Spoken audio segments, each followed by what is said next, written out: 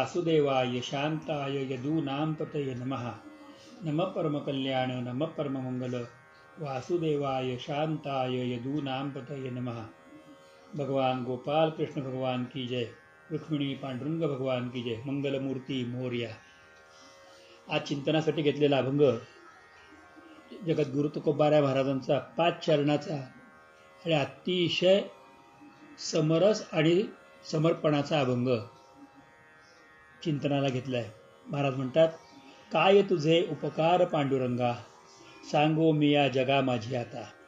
काय तुझे उपकार पांडुरंगा, सांगो मी या जगा माझी आता। जतन हे माझे करुणी संचित, जतन हे माझे करुणी संचित, दिले अवचित आणूनिया, दिले अवचित आणूनिया। घडल्या दोषांचे न घालीची भरी, घडल्या दोषांचे न घालीच भरी, आली यास थोरी कृपा देवा, आली यास थोरी कृपा देवा। नवते ठाऊके आई केले कानी, न मागता पाही दान दिले, नवते ठाऊक आई केले नाही, न मागता पाही दान दिले। तुका म्हणे याच्या उपकारासाठी, तुका म्हणे याच्या उपकारासाठी, नाही माझे गोठी काही एक, नाही माझे गोठी काही, नाही माझे गाठी काही एक। काय तुझे उपकार पांडुरंगा, सांगो मी या जगा माझी आता।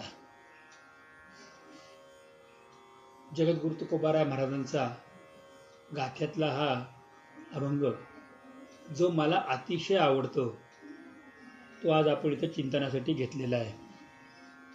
खरंच श्री प्रभू परमात्म्याने जे काय आपल्याला दिलेलं आहे आणि जे काही प्रभू कृपेने आपल्याला मिळालेलं आहे ते ओळखताही आलं पाहिजे, ते समजलं पाहिजे आणि त्याच्याबद्दल कृतज्ञतेचे भान पण असले पाहिजेत। आपण देवाकडे अनेक गोष्टी मागतो, हे दे ते दे ते दे ते दे, परंतु देवाने आपल्याला खरोखर काय काय दिलेलं आहे याचा आपण कधी विचारही करू शकत नाही।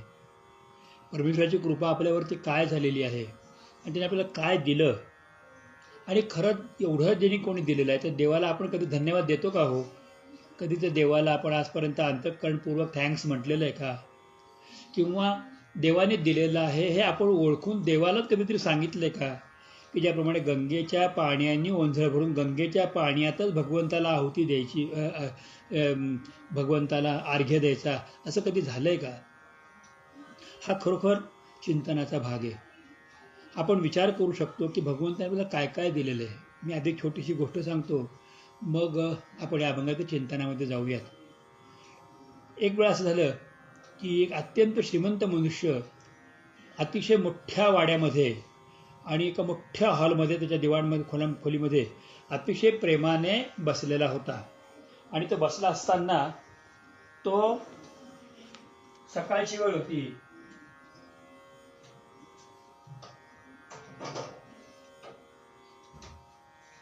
आणि सकाळच्या वेळेला त्याचं चहापान नाश्ता आदी करत होता।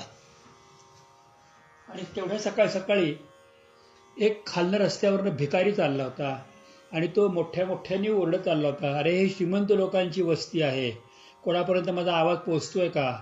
देवाने तुम्हाला खूप श्रीमंत केलेलं आहे आणि त्याच देवाने मला अत्यंत गरीब ठेवलेलं आहे, आणि मी अत्यंत गरीब आहे, मी दरिद्री आहे, मी कालपासून 2 दिवसापासून उपाशी आहे। कोणाला आहे का त्याची किंमत? कोणी मला भगवंताच्या नावाने तुमच्याकडे आहे त्यातला भाकर तुकडा देणार आहे का? देवाने तुम्हाला श्रीमंत केलं आणि देवाने मला बाकी दरिद्री ठेवलेलं आहे। अनेक प्रकारातून देवाला दोष देत तो भिकारी ओरडत चालला होता। या श्रीमंताने त्याचं ओरडणं ऐकलं आणि नोकराला सांगितलं, जा त्याला खालनं वरती बोलवून आण। नोकर म्हटलं, तो भिकारी आहे, त्याला आपण काय तुम्ही देत असेल दान देऊन टाकू आपण, तर वर बोलवून आण। वर बोलावल्यानंतर त्यांनी त्याला सांगितलं की मी नाश्ता करतोय, तू भुकेला आहेस, मला आत्ता कळलं तुझ्या बोलण्यावरनं।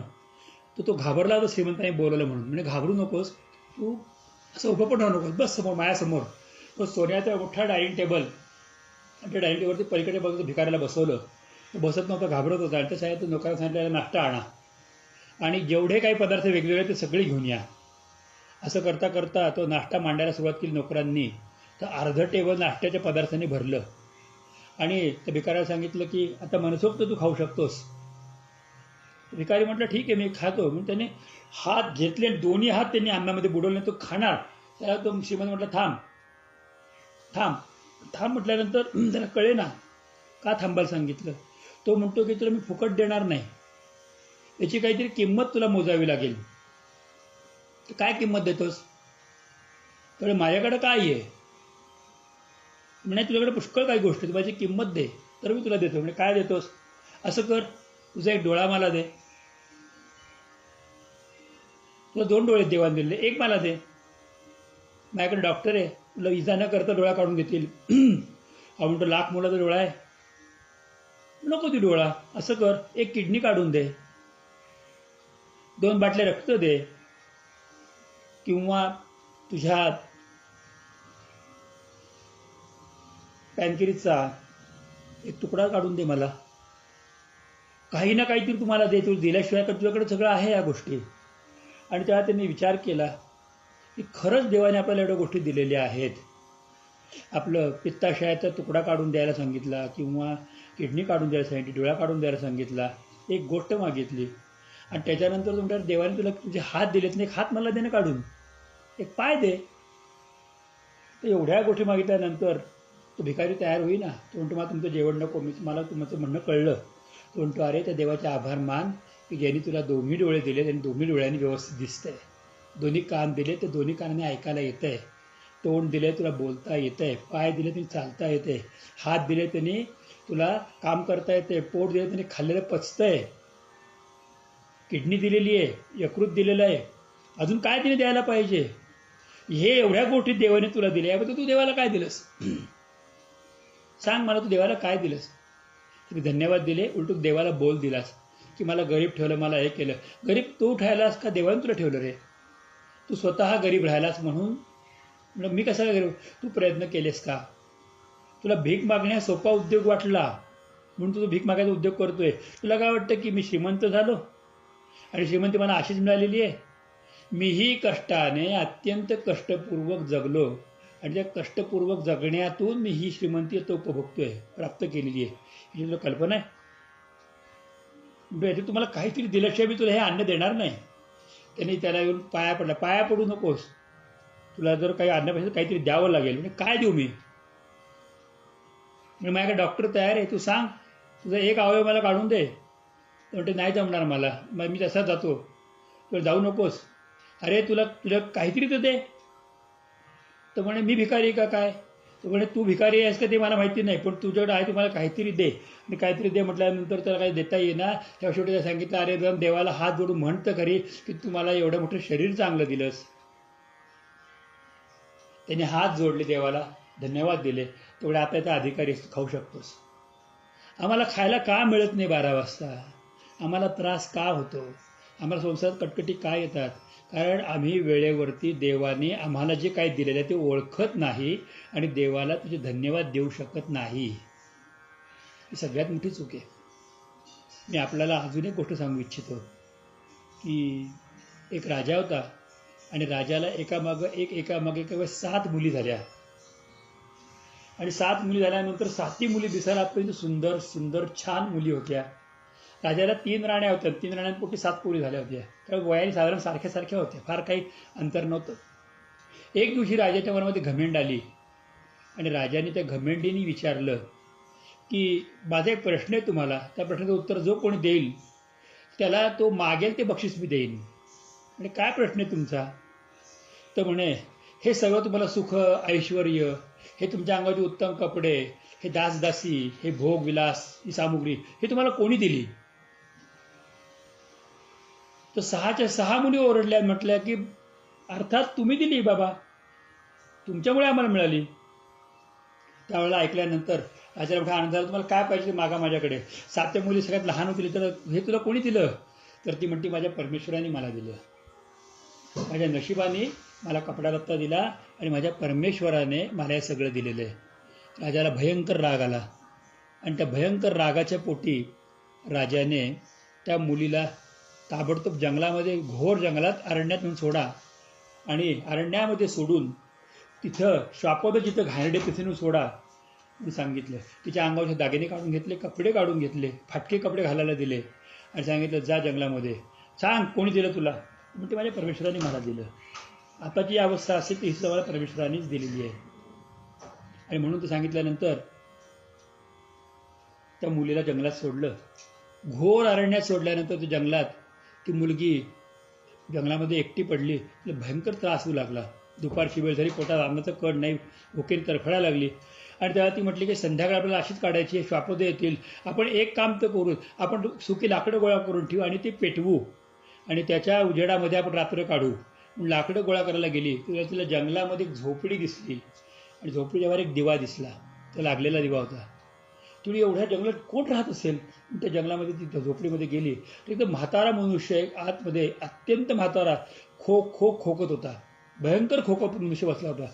ती मुलगी आतमध्ये गेली आणि त्या म्हाताऱ्या माणसाला म्हटलं काका तुम्हाला त्रास होतोय. तिने पाठीवर हात फिरवला आणि म्हणे मला पाणी पाहिजे बाळा. तर तिने इकडे तिकडे बघितलं, जवळ पाणी होतं. तिने तांब्याभर पाणी आणलं आणि त्या म्हाताऱ्या माणसाला पाणी पाजलं. तुझं नाव काय आहे, तू कोण आहेस. तर तिचं नाव सांगितलं. कोण म्हटल्यानंतर ती म्हटली की माझी ओळख विचारू नका, पण तरी सांग. म्हणजे मी एका राजाची कन्या आहे. आणि ते झालेलं सगळं इतिहास सांगितला. पण तू उत्तर दिलेलं ठीक आहे, मला आवडलं. मी एक व्यापारी आहे, मी जंगलामध्ये राहतो, शहरात व्यापार करतो, मी खूप पैसा कमवला आहे.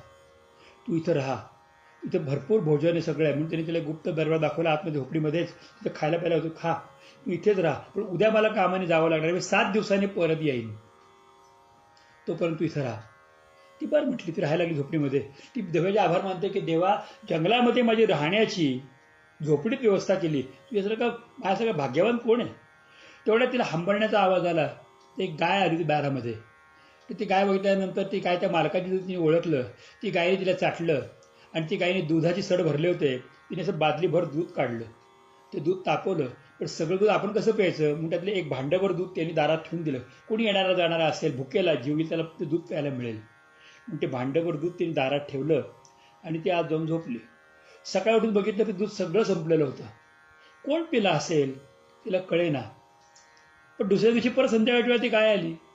त्याला पुन्हा त्या गायीने त्या दूध काढलं आणि तिने पुन्हा भांड्यात थोडं जास्त ते दूध ठेवून दिलं परमेश्वरासाठी, कोण भुकेला येईल त्याला म्हणून. आणि ते आतमध्ये जाऊन झोपली. दुसऱ्या दिवशी ते सकाळी बघितलं तर दूध पिलं होतं आणि त्या दुधाच्या बाजूला एक सुंदर असा एवढा मोठा मणी होता लाल रंगाचा.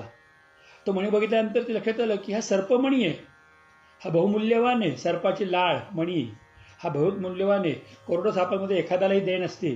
तो साप दूध पिऊन गेला असेल तरी तो मणी घेतला, आत ठेवून दिला, भगवंताचे आभार मानले, गप्प बसली. पुढे 6 दिवस तिने रोज दूध ठेवलं आणि रोज तिला एक एक मणी मिळाला. तिच्याकडे भयंकर हे आले.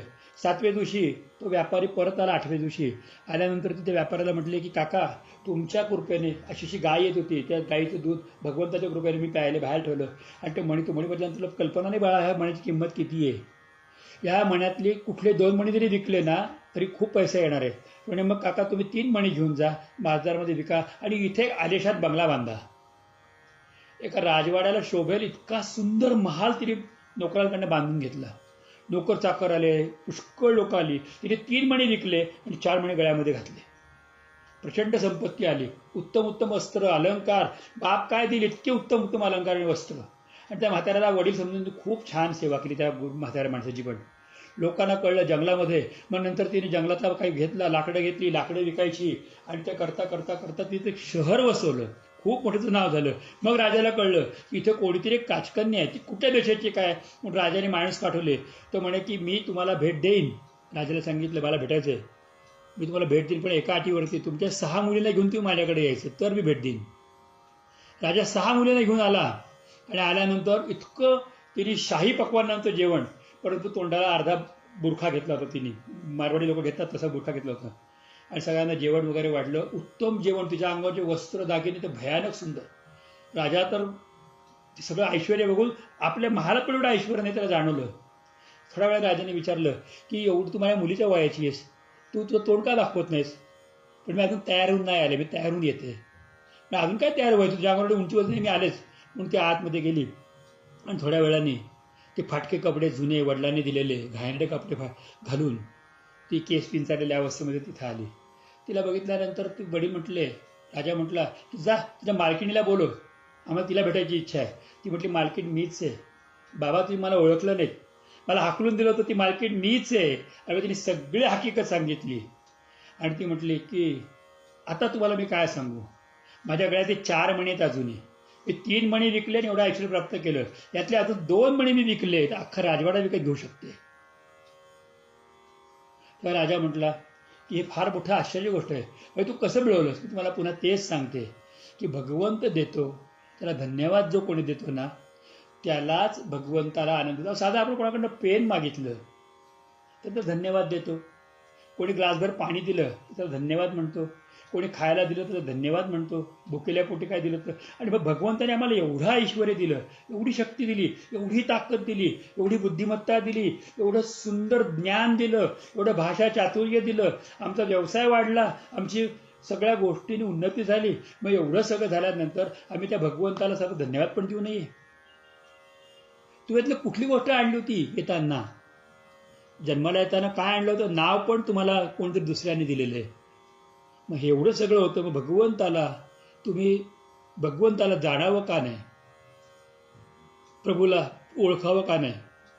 आणि भगवंताला ते फार आवडतं की जसं मालकाला म्हणजे वडिलांना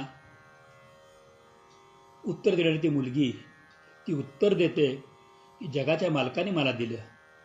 मग तुम्ही पण त्या जगाच्या मालकाला ओळखा आणि जगाचा मालक आपल्यावर काय देतो, काय काय देतो आणि त्या बदल्यात तो आपल्याकडनं काय मागतो ह्याचा जरा कुठे हृदयामध्ये हिशोब करा, चिंतन करा. लक्षात येईल की जगाचा मालक तुमच्या एका स्मित हास्य आणि एक वेळा भगवंताचं मुखामध्ये नाव आणि एक वेळा आपण ओळखणं, देवाने मला खरं एवढं दिलेलं आहे, याच्या व्यतिरिक्त देवाला कोणत्याही गोष्टीची आवश्यकता नसते. त्याचंच त्याला तुम्ही देत आहात. वेगळं काय देताय? वेगळं काय देताय तुम्ही? भगवंताला त्याचंच तुम्ही देणार आहात. वेगळं काय देणार आहात याचा विचार खूप गांभीर्याने केला पाहिजे. तुकोबाराय महाराज अत्यंत प्रेमाने या अभंगामध्ये भगवंताने आपल्यावरती केलेली कृपा, आपल्यावरती केलेले उपकार आणि त्याच्या मोबदल्यात आपण त्याला काहीही देऊ शकत नाही. एका त्याच्या प्रेमाने नाव घेणे आणि चरणावरती मस्तक नमस्कार करणे याच्या व्यतिरिक्त मी काहीही देऊ शकत नाही. कारण हे त्यांनी मला जे दिले त्यासाठी मी यत्किंचितही लायक नव्हतो किंवा माझ्याकडे ती गोष्ट नाही किंवा त्याच्या मोबदल्यामध्ये माझं कुठलीही पुण्याही खर्च झालेली नाही. हे तुकोबाराय महाराज पांडुरंगाच्या समोर उभा राहून कळवळून सांगतात. विटेवरचा भगवंत उभासमोर बघितला, त्याला पूर्ण सुंदर ते ध्यान उभे विटेवर न्याहाळलं आणि त्याला प्रेमाने पाहत असताना आपात बसता भगवंताला पाहिलं आणि त्या भगवंताला बघून तुकोबाराय महाराजांच्या अक्षराचे भाग जागृत झाले.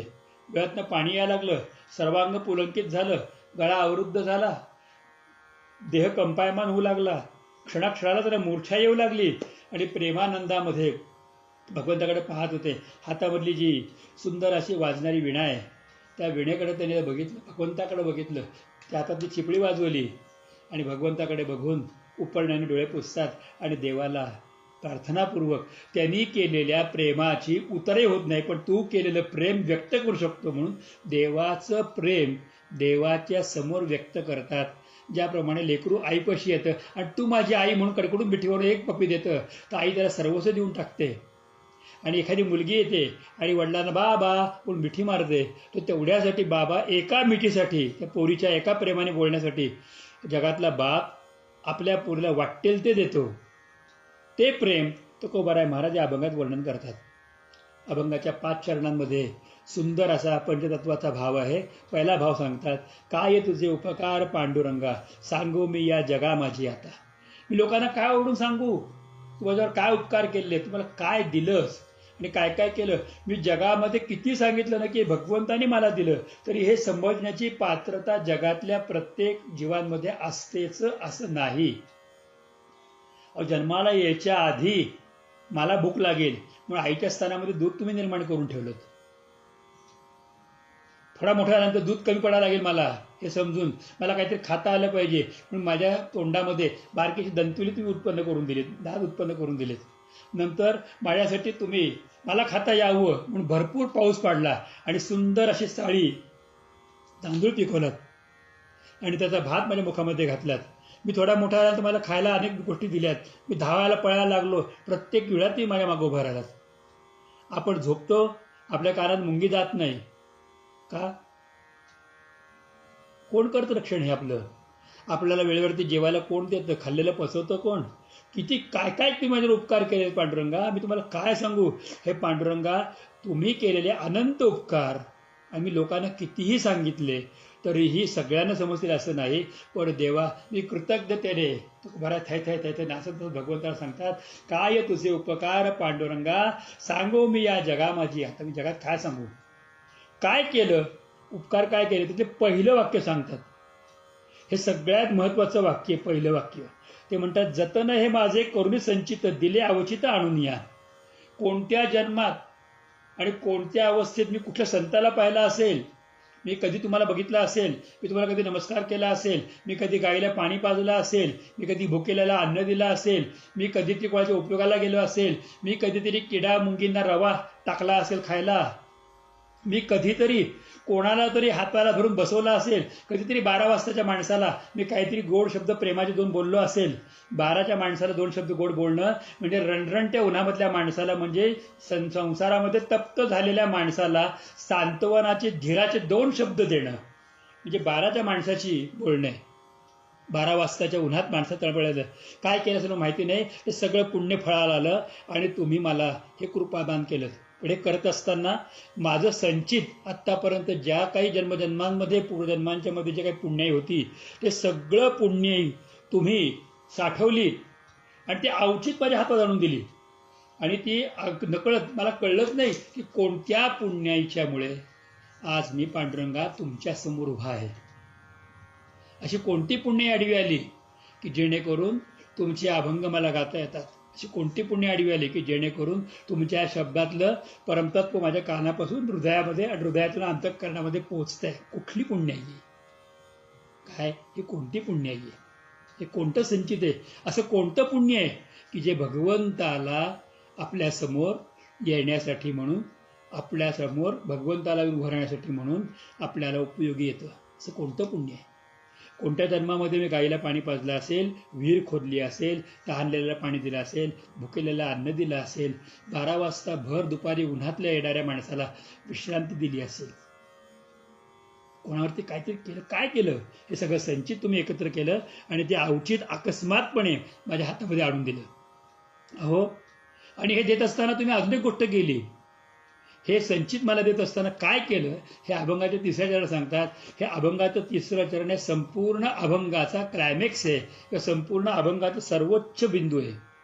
3ऱ्या चरणामध्ये तुकोबाराय म्हटल्यात, घडल्या दोषांचे न घालीच भरी, आली यास थोरी कृपा देवा. हे सगळं करत असताना भगवंता, माझ्या हातून अनंत कोटी जन्मांमध्ये घडलेल्या अनंत कोटी पातकांचा नाश तुम्ही केलात, पण हा नाश करत असताना माझ्या आयुष्यातल्या संचित पुण्याचा एकही अंश तुम्ही खर्च केला नाही. तुम्ही शब्द दिला गीतेमध्ये, अहम त्वाम सर्व पापेभ्यो मोक्षयिष्यामि मा शुच, आणि त्याप्रमाणे ते करून दाखवलं. मी तुम्हाला एकदा नमस्कार केला आणि एका नमस्कारावर तुम्ही अत्यंत प्रिय होऊन माझ्या पाठीमागच्या असलेल्या अनंत कोटी जन्मातल्या अनंत कोटी पातकांच्या राशी तृणाग्नी मिळे समर्थ झाले, तैसे नामे केले जपता हरी. तसं तुम्ही सगळ्या राशी संपवून टाकल्या. पण संपवत असताना माझ्या पुण्याचा एक अंश, एक लेश, एक सूत इतकं सुद्धा तुम्ही खर्च केला नाही. एवढी मोठी गोष्ट आहे की माझे दोष होते ते खूप अगणित दोष, ते दूर करण्यासाठी आपण पुण्य खर्च केली नाहीत. आणि तुम्ही उलट माझ्यावर दया केलीत आणि दया करून तुम्ही मला समोर बसवून घेतलं. बस बस जरा बस, खूप दिवस झाले भटकतोय, बस खूप जन्म झाले. जणू काय मला सांगताय तुम्ही, कोणतले घडल्या दोषांचे न घालीच भरी, आली यास थोडी कृपा देवा. सगळ्यात महत्त्वाचं वाक्य आहे. खरोखर ज्यावेळेला आपल्या तोंडात देवाचं नाव येतं त्यावेळेला आपलं पुण्य वाढतं. पण हे नाव येण्यासाठी सुद्धा अनंत जन्माचं तप लागतं. त्याचा आपला अभाव असेल तर पुण्य खर्च होते. पण देव, आम्ही त्याला नमस्कार केला, साधू संतांना वंदन केलं, गुरुदेवांना नमस्कार केला, या सगळ्याचा नमस्कार मला मिळाला आहे असं गृहीत धरतो. आणि त्या नमस्काराच्या मोबदल्यामध्ये तो आमच्या मागचं खरकट सगळं तो आवरतो. हा एकमात्र गोपाळकृष्ण आहे की ज्याने पांडवांनी जेवायला वाढावं, नाव पांडवांचं व्हावं, लौकिक पांडवांचा वाढावा, द्रौपदीने लाडू पंक्तीमध्ये जेवायला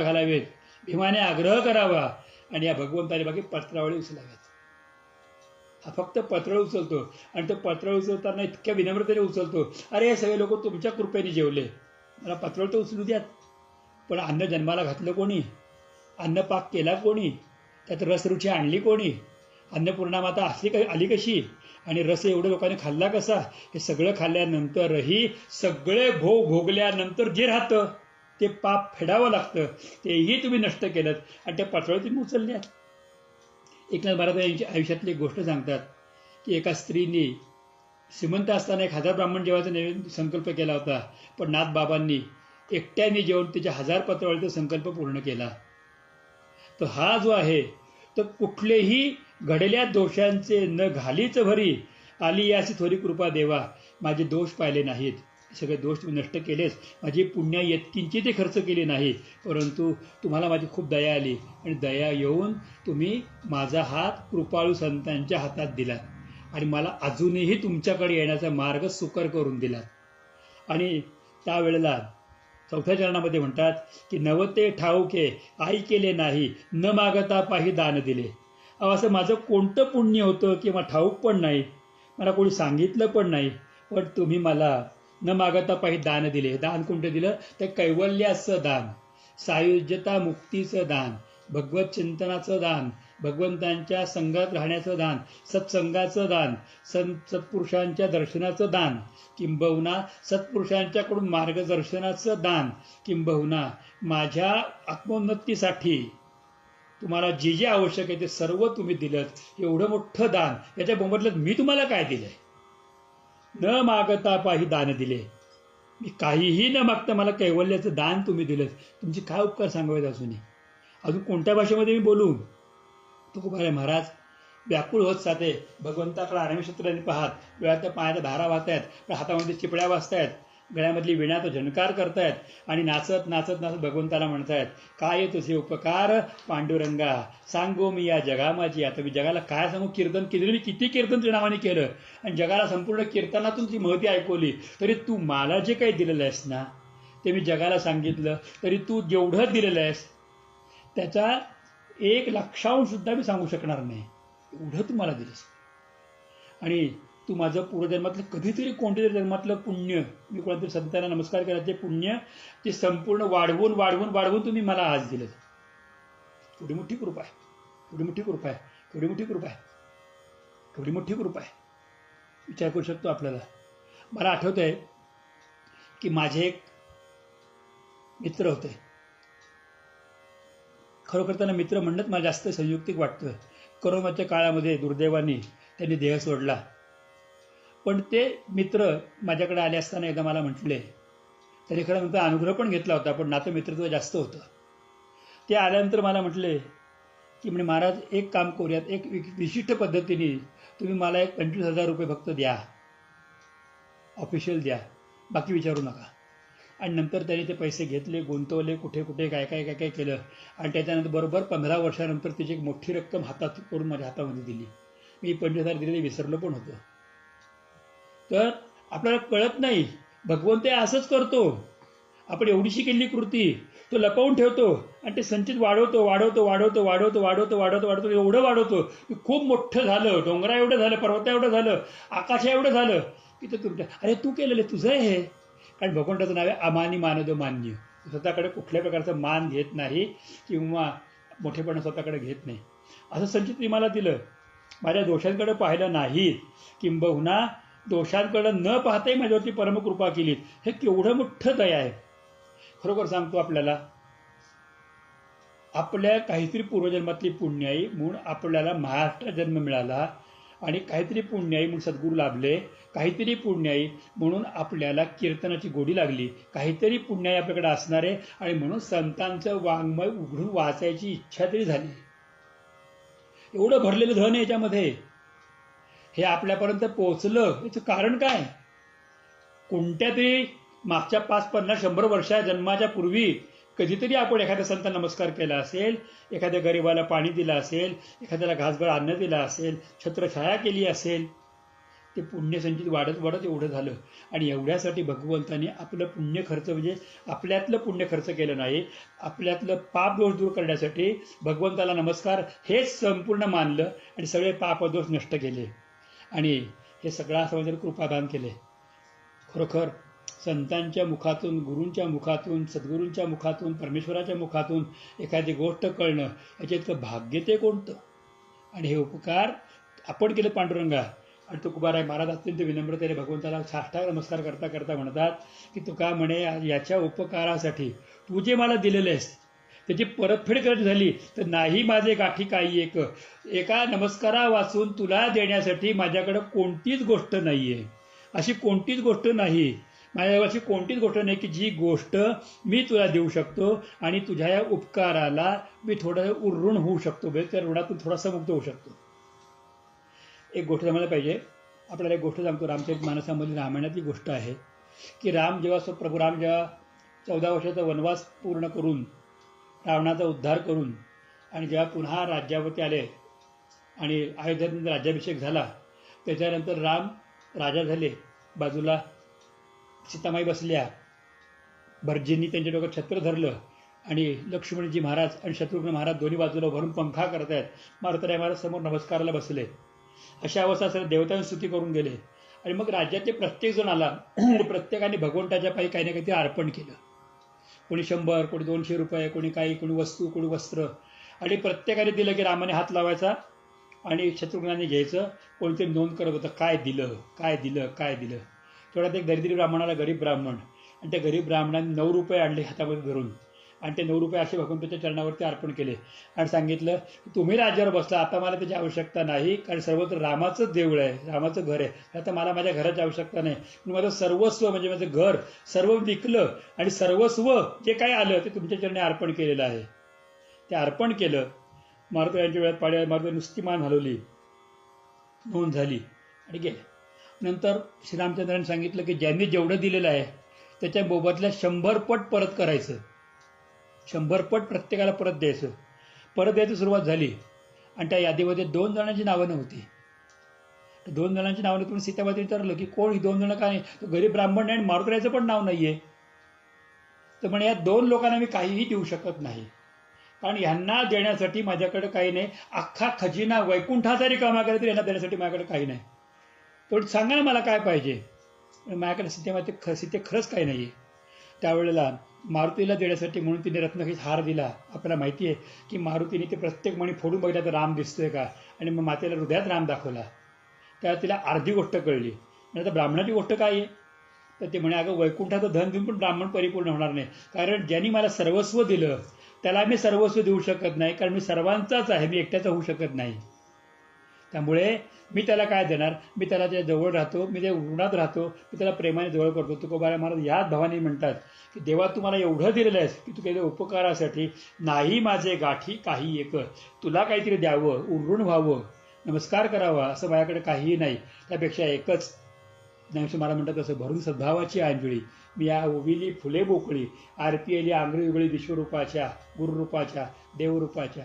तसं भगवंता तू दिलेला संपूर्ण गोकुळ म्हणजे संपूर्ण शरीर, या 2 डोळे आहेत, 2 कान आहेत, 2 नाक आहेत, 2 छिद्र नाकाचे आहेत, एक जीव आहे, एक तोंड आहे, गळा आहे, हृदय आहे, बाहू आहेत, पावलं आहेत, जननेंद्रिय आहेत, द्वार आहे.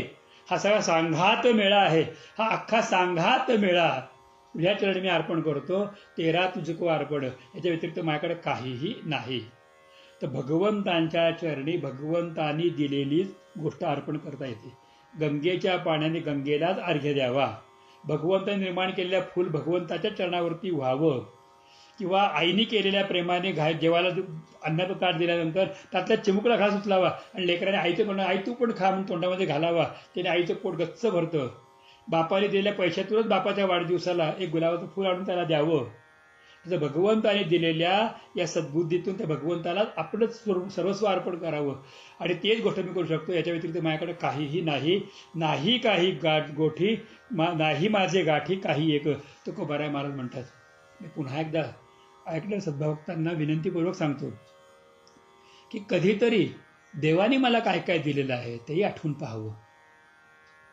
हे सुंदर दिले हात पाय, किती सुंदर डोळे, या देवाच्या उपकाराची फेड जो करी, काम करता करता ये रे एकदा घरी. कोणी निर्मिले हो जगत सारे, चंद्र सूर्य आकाशात चमचम तारे. हे कोणी केलं सगळं? गंगा यमुना सरस्वती कृष्णा कावेरी, काम करता करता ये रे एकदा घरी. हरी बोल बोल बोल राम कृष्ण हरी, पांडुरंग हरी, काम करता करता ये रे एकदा घरी. त्याचं त्याला अर्पण करावं, ते त्याला आवडतं. पण एकच गोष्ट आहे की तो घेतो आणि वाढवून देतो, पण वाढवून देत असताना मागचं काहीतरी ऋण ते कापून घेत नाही.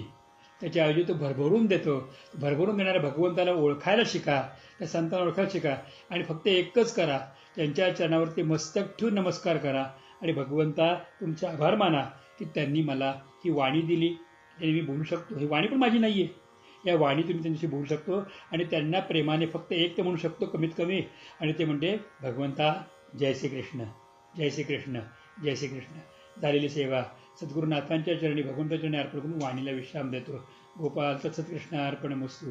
गोपाल कृष्ण भगवान की जय. पुंडलिकावरदे हरी विठ्ठल श्री ज्ञानदेव तुकाराम श्री पंढरीनाथ भगवान की जय. माऊली ज्ञानेश्वर महाराज की जय. माऊली तुकाराम महाराज की जय. श्री गुरु गोविंद महाराज की जय. सद्गुरु श्री केशवदत्त महाराज की जय. सद्गुरुनाथ भगवान की जय. सर्व संतन की जय. मंगलमूर्ती मोरया.